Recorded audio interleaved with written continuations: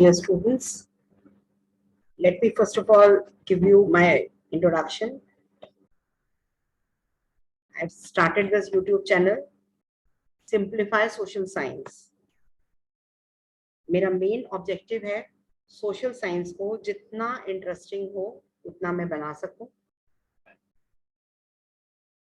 Social science is a subject which is easily you can get 100% marks, starting with chapter in history. But before that, let me introduce me, myself. I'm a retired teacher from Vivekanand School, D Block, Anand Vihar. I had been teaching in the same school for the last 33 years. अपने experience के base पे, अपने learning के base पे, I will try to make social science as interesting as possible. Now, first of all, what is nationalism? देखिए, SST में 9th and 10th and even for 11th and 12th, the main purpose is कि आप NCERT को read between the lines हो. NCERT आपके लिए बिल्कुल thorough हो और इसी NCERT को मैं आपको सिंप्लीफाई करना चाहती हूँ ऐसे कि आप इसको स्टोरी के तरीके से समझ लें और आपको अपने आंसर्स लिखने में कोई प्रॉब्लम नहीं हो. Now what is nationalism? देखिए, सबसे पहले जरूरत है कि नेशनलिज्म है क्या. नेशनलिज्म एक फीलिंग है, एक ऐसी फीलिंग कि आपको देश के लिए आप क्या फील करते हैं. What do you feel for your country, this is what is nationalism. आप देखिए ये पूरी यूनिट आपकी यूनिट 1 ये नेशनलिज्म पे बेस्ड है. आपको जो सिलेबस में चैप्टर आ रहा है that is nationalism in India, but ये पूरी यूनिट आपकी नेशनलिज्म पे बेस्ड है जिसमें नेशनलिज्म इन यूरोप भी है, इंडो चाइना वियतनाम के बारे में भी है. तो what is nationalism is feeling for the nation, एक देश के लिए प्रेम, that is actually nationalism. And India में ये फीलिंग डेवलप हुई थी जब ब्रिटिशर्स जो हैं उन्होंने इंडिया को कॉन्कर करने की करा था for 200 years. And then Indians, they felt this feeling of nationalism, and because of that feeling of nationalism only हमें आजादी मिली थी. Now the first world war and the खिलाफत movement, आप देखिए इसमें in the years 1919 national movement जो है वो नए एरियाज में स्प्रेड हुई. और जिस वॉर की हम बात कर रहे हैं, war created a new economic and political situation. Here we are talking about the First World War. First World War ने क्या ऐसा किया था? Huge increase हुआ था डिफेंस एक्सपेंडिचर में. ये एक ऐसा वॉर था जो हमने इंडियंस ने लड़ा था जबकि हमारा कोई इंटरेस्ट नहीं था. दिस डिफेंस एक्सपेंडिचर में it was financed by war loans, taxes increase हुए, कस्टम ड्यूटीज इंक्रीज हुई, एंड वॉर ईयर्स में प्राइसेस जो है वो मोर देन डबल हो गए. अगर आप के सामने जो लिविंग एग्जांपल है दैट इज यूक्रेन वॉर. आप देखिए कितने सारी चीजों के प्राइसेस इंक्रीज हो गए हैं just in front of you, जो एक रशिया और यूक्रेन का जो वॉर हो रहा है. अब coming back to the topic, villages they were called upon कि वो सोल्जर्स को सप्लाई करें. 1918-1919 में एंड 1920-21 में crops they failed in many parts of India. बहुत ज्यादा शॉर्टेज हो गई थी फूड सप्लाई की, और उसके साथ ही एक एपिडेमिक, इन्फ्लुएंजा एपिडेमिक मतलब एक महामारी जो है वो स्टार्ट हो गई थी जिसके कारण फेमाइन्स हुए और लोगों को बहुत ज्यादा डेथ्स जो है वो इंक्रीज हो गई थी. आप ये देखिए ये सारा वॉर के कारण हुआ था. वॉर मतलब we are talking about the first world war की हम बात कर रहे हैं. अब आप देखिए idea of satyagraha. Dear student, satyagraha का मतलब है सत्य जमा आग्रह, हिंदी का वर्ड है ये, सत्य के लिए आग्रह. महात्मा गांधी ही रिटर्न टू इंडिया जनवरी 1915 में, और वो साउथ अफ्रीका से आए थे. वहां पे उन्होंने सत्याग्रह से ब्रिटिशर्स को एक तरीके से अगर मैं कहूं तो ये वॉर लड़ा था उन्होंने विदाउट एनी वायलेंस, और सत्याग्रह से उन्होंने ब्रिटिशर्स को झुका दिया था। सत्याग्रह का आइडिया ऑफ सत्याग्रह, ये 3 मार्क्स में ये क्वेश्चन आता है और बहुत इंपॉर्टेंट टॉपिक है ये। आइडिया ऑफ सत्याग्रह क्या एम्फसाइज करता है? It emphasise the power of the truth and the need to search for the truth. ये सजेस्ट करता है कि अगर हमारी लड़ाई सच के बेस पे है, if the cause was true, अगर स्ट्रगल हमारा इनजस्टिस के अगेंस्ट है, किसी भी फिजिकल फोर्स की हमें कोई जरूरत नहीं है। विदाउट बीइंग एग्रेसिव हम ये वॉर को लड़ सकते हैं। This was the main idea behind सत्याग्रह।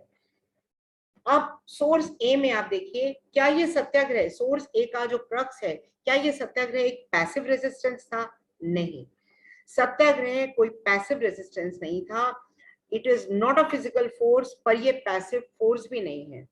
ये एक धर्म की लड़ाई है, जो गांधी जी बिलीव करते थे कि धर्म की लड़ाई है, नॉन वायलेंस की लड़ाई है ये। और इस लड़ाई ने इंडियंस को काफी ज्यादा यूनाइट किया था। सत्याग्रह एक प्योर सोल फोर्स है। What is soul force? कि ये जो ऑपरेसर है उसकी सोल को टच करता है, सोल फोर्स है ये। And the soul is informed with knowledge, in it burns the flame of love. Non violence जो है वो सुप्रीम धर्म है। अब सत्याग्रह महात्मा गांधी ने कौन सी 3 जगह इसको अप्लाई किया था? इसमें डियर स्टूडेंट्स, इसमें आप year, name of the place and cause, ये आप याद रखिएगा।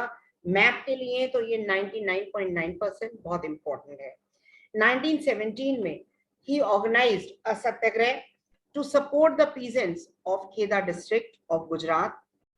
क्रॉप फेलियर हो गया था वहां पे, और वहां पे पीजेंट्स ऑफ खेदा जो है वो रेवेन्यू पे नहीं कर पा रहे थे, और वो डिमांड कर रहे थे रेवेन्यू के लिए, उसके लिए रिलैक्सेशन मिले उनको।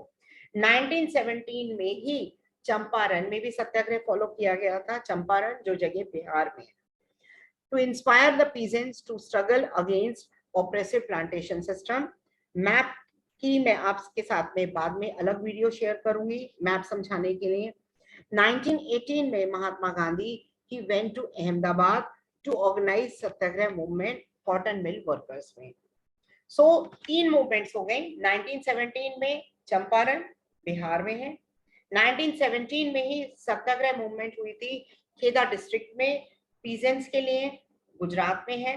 1918 में अहमदाबाद में, और अहमदाबाद में कॉटन मिल वर्कर्स के लिए, और ये जगह भी गुजरात में ही है। तो माय स्टूडेंट्स, ये 3 मार्क्स का पूरा क्वेश्चन है idea of Satyagraha. Now I am moving ahead that what is Robert act. अब इतने सक्सेस मिलने के बाद गांधी जी ने ये डिसाइडेड कि वो एक नेशन वाइड सत्याग्रह मूवमेंट स्टार्ट करें, और रॉबर्ट एक्ट। अब ये रॉबर्ट एक्ट क्या था? इन एक्ट्स को ब्लैक एक्ट्स कहा गया था। ब्लैक एक्ट्स क्यों कहा गया था इनको? बिकॉज इन्होंने ब्रिटिश सरकार को इतनी ज्यादा पावर दे दी थी to repress the political activities, और किसी भी इंडियन पॉलिटिकल प्रिजनर को डिटेंशन में लेना, मतलब हिरासत में लेना विदाउट ट्रायल, मतलब 2 साल तक कोई ट्रायल ना हो, जबकि ये हर एक सिटीजन का राइट है कि अगर जेल में बंद करा जा रहा है उसको, तो उसको रीजन पता हो, और रीजन पता होने के साथ साथ within 24 hours, normal circumstances में विद इन 24 आवर्स ही should be brought before. Mahatma Gandhi wanted non-violent civil disobedience against such unjust laws, which would start with a hartal on 6 April. Railways rallies जो है जगह जगह organise हुई, popular upsurge हुआ, upsurge मतलब protest हुआ, लोगों ने प्रोटेस्ट किया, लोकल लीडर्स को अमृतसर से उठाकर जेल में बंद किया गया, महात्मा गांधी को दिल्ली में एंट्री बैन कर दी। 10 अप्रैल को पुलिस ने अमृतसर में एक बहुत पीसफुल प्रोसेशन चल रहा था अमृतसर में, वहां पे उन लोगों को फायरिंग करी, प्रवोक किया। जनरल डायर ही मार्शल लॉ उन्होंने इम्पोज करा, and he took the command of it. On 13 अप्रैल जलियांवाला बाग में जहां पे इंसिडेंट हुआ, आपकी नॉलेज के लिए मैं बता दूं, हालांकि 10th की बुक में नहीं है पर आप लोगों ने 8th की बुक में पढ़ा होगा, ये कौन से लीडर्स थे जो उस समय मीटिंग एड्रेस कर रहे थे। 13 अप्रैल बैसाखी का दिन था वो, और उस बैसाखी का फेयर लगा हुआ था अगर आप लोगों ने जलियांवाला बाग देखा है, अगर नहीं देखा तो जरूर देखिएगा। ये इंडिया का एक बहुत इंपॉर्टेंट मॉन्यूमेंट है। बहुत चारों तरफ से बाउंड्री वॉल्स हैं जलियांवाला बाग में, और वो बाउंड्री वॉल्स जो हैं वो इतनी बड़ी हैं कि कोई भी उसको पार नहीं कर सकता। एंड ये जो दो लीडर्स थे, इनके नाम है, ये मैंने सामने नाम लिखे हुए हैं, डॉक्टर सैफुद्दीन, प्रोफेसर किचलू। ये दोनों लीडर्स मीटिंग एड्रेस कर रहे थे।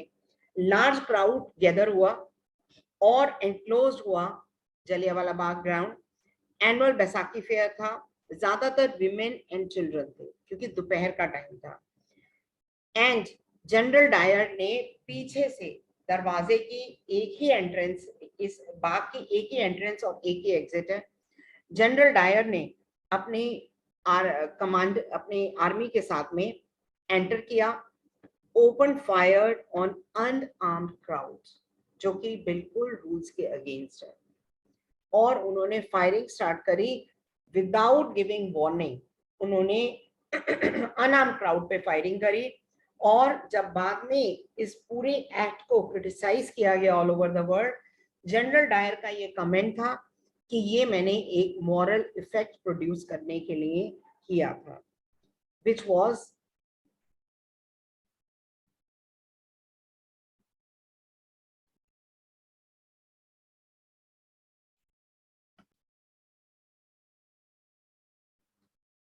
As the news of Jallianwala Bagh ये स्प्रेड हुई, क्राउड्स ने they took to the streets Indian towns में। और जनरल डायर को ये पता था कि कभी ना कभी ये क्राउड जो है वो प्रोटेस्ट करेगा, और उन्होंने लोगों को crawling on the street, crawl मतलब जैसे छोटे बच्चे को चलाया जाता है, they were forced to crawl on the street. And इतना ह्यूमिलिएट किया, इतना टेरराइज किया कि उनको जबरदस्ती ब्रिटिशर्स को ऐसे सैल्यूट करने को बोला गया, सैल्यूट करने के लिए। एंड ये people they were flog and villages, Gujranwala जो एट प्रेजेंट ये पाकिस्तान में है, ये पंजाब का ये पार्ट जो है वो सारा पाकिस्तान में है अभी। और इतना वायलेंस देखने के बाद महात्मा गांधी ही थॉट दैट एक वाइड स्प्रेड मूवमेंट स्टार्ट होनी चाहिए। और वो वाइड स्प्रेड मूवमेंट स्टार्ट करने के लिए Mahatma Gandhi now felt the need कि एक बहुत ब्रॉड बेस्ड, मतलब एक बहुत बड़ी मूवमेंट स्टार्ट होनी चाहिए। But he was certain that no such movement, Hindus और मुस्लिम्स की यूनिटी के बगैर ऐसी मूवमेंट स्टार्ट नहीं हो सकती। अब इधर देखिए एक और टर्न आया, फर्स्ट वर्ल्ड वॉर एंड हुआ, ऑटोमन टर्की की डिफीट हुई, एंड टू डिफेंड द खलीफा, खलीफा क्या है, खलीफा ऑटोमन टर्की का पहले सरदार था। खिलाफत कमेटी फॉर्म हुई थी बॉम्बे में मार्च 1919 में। यंग जनरेशन अली ब्रदर्स की, शौकत अली और मोहम्मद अली, ये दो ब्रदर्स थे, इनके नाम है ये। They began a united mass action on this issue।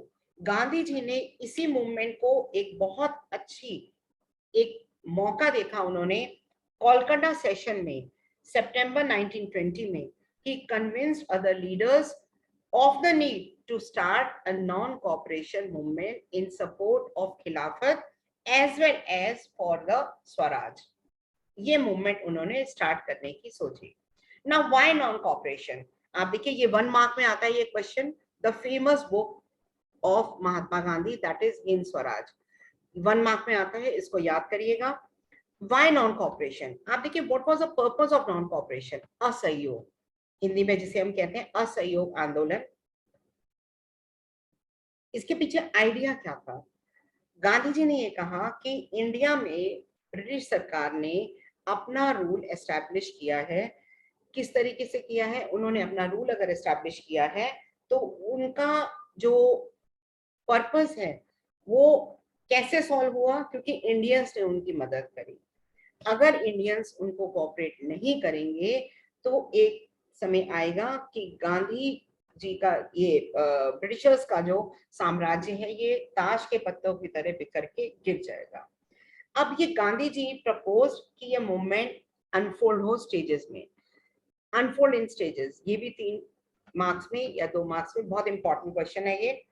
How it unfolded in stages, it should begin with the surrender of titles, government ने अवॉर्ड किया, बॉयकॉट हुई सिविल सर्विसेज की, army, police, courts, legislative council, schools, foreign goods, सबको boycott किया गया। अब government ने बहुत रिप्रेसिव मेजर्स यूज किए, बहुत अत्याचार किया इंडियंस पे। समर ऑफ 1920 महात्मा गांधी, शौकत अली, उन्होंने टूर किया। Many with in the Congress, कुछ कंसर्न थे प्रपोजल्स के। आप देखिए कांग्रेस में कुछ लोग थे जो उस समय इलेक्शंस होने जा रहे थे काउंसिल के, उसमें पार्टिसिपेट करना नहीं चाहते थे, बट कुछ ऐसे लोग थे जो पार्टिसिपेट करना चाहते थे, और वो लोग कौन थे? C R Das and Motilal Nehru. सितंबर एंड दिसंबर में एक कांग्रेस में एक बहुत ज्यादा टसल हो गई थी, एक आपस में विभाजन हो गया था कांग्रेस में।